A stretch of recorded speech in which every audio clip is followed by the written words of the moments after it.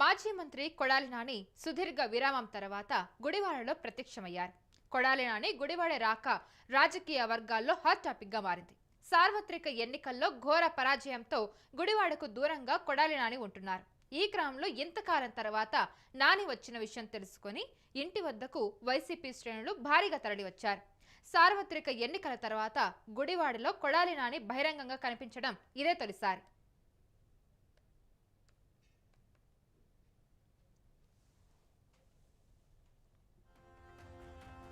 మాజీ ఎమ్మెల్యే ప్రస్తుత wear housing corporation chairman రావి వెంకటేశ్వరరావు వస్త్ర దుకాణంపై దాడి కేసులో కొడాలి నాని సహా ఆయన అనుచరులపై కేసు నమోదైంది.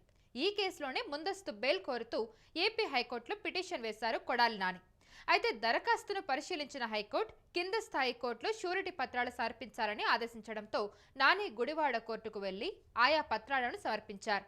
అనంతరం ఆయన ముందస్తు బెయిల్ పొందారు. షరతులతో కూడిన బెయిల్ ఇచ్చిన గుడివాడ కోర్టు ప్రతి మంగళ శనివారాల్లో గుడివాడ పోలీస్ స్టేషన్లో సంతకం చేయాలని కొడాలి నానికి షరతులు విధించింది. ఇదే కేసులో 16 మంది నాని అనుచరులు ఇప్పటికే బెయిల్పై విడుదలయ్యారు.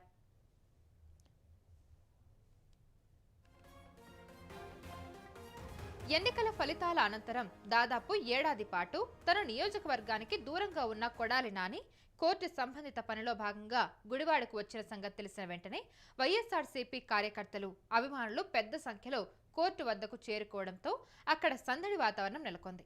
మరోవైపు కొడాలి నాని అరెస్టు తప్పదంటూ ఇటీవలే ప్రచారం జరిగింది. అయితే ఆయన గుండె సంబంధిత సమస్యలతో ముంబైలోని ఆసుపత్రిలో చికిత్స తీసుకున్నారు. అనంతరం హైదరాబాద్కి వచ్చేశారు.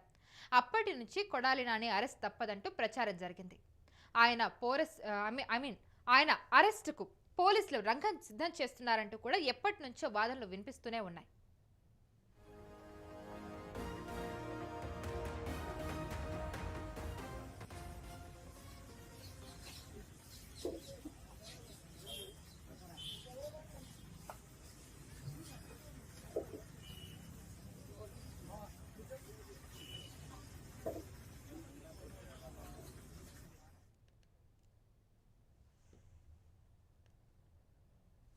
అయితే గతంలో మాజీ ఎమ్మెల్యే ప్రస్తుత వేర్ హౌసింగ్ కార్పొరేషన్ చైర్మన్ రావి వెంకటేశ్వరరావు వస్త్ర దుకాణంపై దాడి కేసులో కొడాలి నానితో పాటు ఆయన అనుచరులపై కూడా కేసు నమోదవడం జరిగింది. అయితే ఈ కేసులోనే ముందస్తు బెయిల్ కోరుతూ ఏపీ హైకోర్టులో పిటిషన్ వేశారు కొడాలి నాని. అయితే దరఖాస్తును పరిశీలించిన హైకోర్టు ముందు కింది స్థాయి కోర్టులో షూరిటీ పత్రాలు సమర్పించాలని ఆదేశించింది. అదే ఆదేశం మేరకు నాని గుడివాడ కోర్టుకు వెళ్లి ఆయా పత్రాలు ఏవైతే ఉన్నాయో వాటిని సమర్పించడం జరిగింది. వెంటనే ఆయన ముందస్తు బెయిల్ పొందారు. షరతులతో కూడిన బెయిల్ అయితే వచ్చింది. ఇప్పుడు గుడివాడ కోర్టు ప్రతి మంగళ శనివారాల్లో గుడివాడ పోలీస్ స్టేషన్కి వెళ్లాలని ఒక ఆదేశాలను అయితే జారీ చేయడం జరిగింది. అయితే సంతకం చేయాలని కూడా కొడాలి నానికి కొన్ని షరతులు అయితే విధించింది ఆయా సమయాల్లో. ఇదే కేసులో ఆయనతో పాటు 16 మంది నాని అనుచరులు ఇప్పటికే బెయిల్పై విడుదలవ్వడం జరిగింది. అయితే ఎన్నికల ఫలితాల తర్వాత దాదాపు ఒక ఏడాది పాటు తన నియోజకవర్గానికి చాలా దూరంగా ఉన్నారు కొడాలి నాని.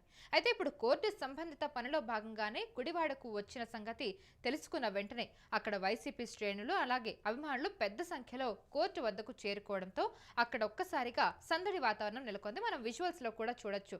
ఆయన కోసం వైఎస్ఆర్సీపీ నేతలు కానివ్వండి, అక్కడ అభిమానులు కానివ్వండి రావడం. మరోవైపు కొడాలి నాని అరెస్ట్ తప్పదంటూ కూడా ఈ మధ్యనే చాలా ప్రచారం జరిగింది. అయితే ఆయన గుండె సంబంధిత సమస్యలతో ముంబైలోని ఆసుపత్రిలో చికిత్స తీసుకున్నారు. దాని తర్వాత వెంటనే హైదరాబాద్కు వచ్చేశారు. అప్పటి నుంచి కొడాలి నాని అరెస్ట్ తప్పదంటూ కూడా చాలా ప్రచారం జరిగింది. ఆయన అరెస్టుకు పోలీసులు కూడా రంగం సిద్ధం చేస్తున్నారంటూ ఎప్పటి నుంచో వాదనలు అయితే వినిపిస్తూ ఉన్నాయి. అయితే ఇప్పుడు కోర్టు సంబంధిత పనులతోటి ఒక్కసారిగా ఏడాది కాలంగా దూరంగా ఉన్న గుడివాడకి రావడంతో అక్కడ ఒక్కసారిగా సందడి వాతావరణం నెలకొంది.